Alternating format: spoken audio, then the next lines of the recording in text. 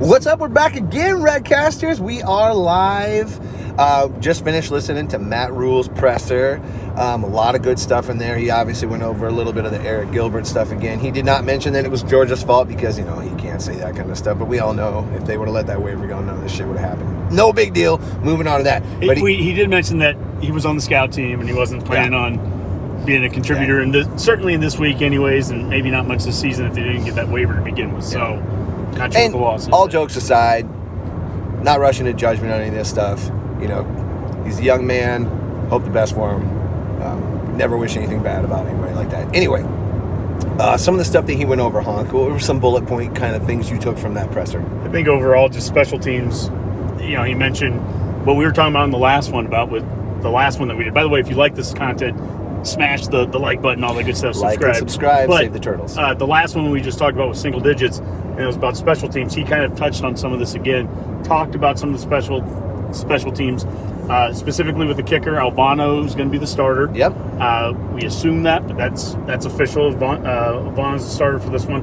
And then he talked about the kickoff return game, and he had both Johnson and Emmett and Ramir. With Emmett, he said he made a quantum leap. Leap forward since he's gotten here. And one other thing he kind of mentioned too is like watching the slam dunk contest they had, you know, because he didn't recruit any of these guys that you don't know all about them, but I've heard other coaches talk about basketball is a good way to translate explosiveness. If someone's explosive on the basketball court, you know, they are.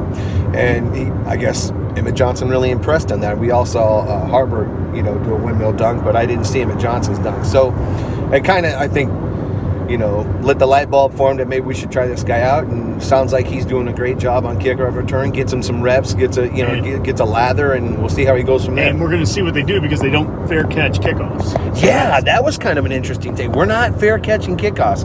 If it comes down at the 12, we're running it back. So you know, maybe that'll pay dividends throughout the year. But I like the attitude. You know, It's like we're going to play. That's kind of what he said. We're going to play ball. And I love that idea.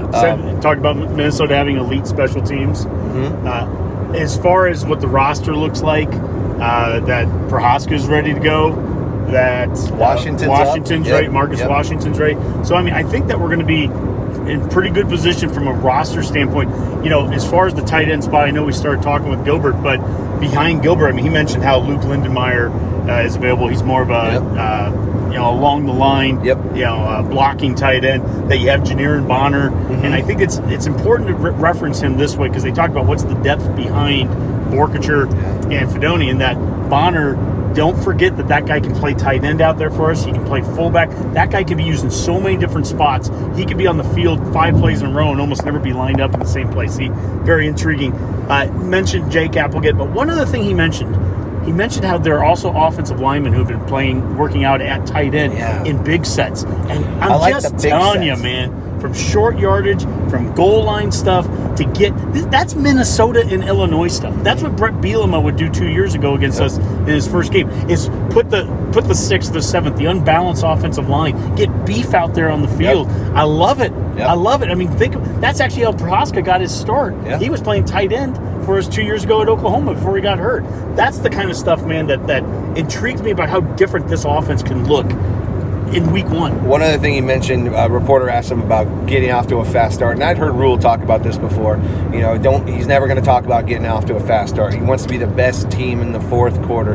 You know, he says the great teams get better as the games go on and as the season goes on. And he referenced Osborne there. I mean, never a bad move on that, but this coach is in it for the long haul. There's no panic in him. He even said, you know, if they take the opening kickoff back for a touchdown, you're probably going to see him smiling. And I will not be smiling. That won't be me either, folks. I'm glad he's the head coach because I will be swearing. I don't know if I'll go live for that, but you can imagine it's going to be some choice curse words. Minnesota did that to us in 2017, last year of Riley. They took back the first kickoff. I was not happy that time. We didn't finish strong then either. Yeah. Well, and he did mention it. We were up 10-0 and we lost the game, and we all remember that. Yeah, we want sustained, well-played football, and let's see what that looks like at the end of the game. I think I can handle it. I think Husker fans can handle that, and I like our chances. God damn, boys, as we keep driving down the road here, the more we talk about it, the more I think the line in my mind is just going lower and lower. What were you, 7.5 is what the Vegas line is?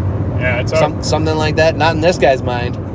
Not one bit. So and we're driving down to Vegas Jares tonight. Yeah. So you know what I mean? We're gonna be talking lines and all that kind of stuff with him. So yeah, we're having a great time. Hope you guys are enjoying this. Like Honk said at the beginning, be sure to like and subscribe. You know, take this journey with us. If you got to be at work this week, and my heart goes out to you, you know, live vicariously through us. Maybe not everything we do, but some things we do. We're going to be, you know. Yeah, this is already video number 3, and who knows how many will be posted. Also, I apologize. The thumbnail game. If it goes long and I'm talking, I'll try my best. But you know, we are a couple boomers trying to get this new tech down. But we love everybody for watching. Stay tuned. I'm sure we're gonna go. When we're talking to each other, it just becomes so apparent to us the brilliance that we're talking about just needs to go live. I'm just kidding. Anyway, we're having a lot of fun. Road trip. 2023 season is about to kick off. Let's go get some Gopher meat.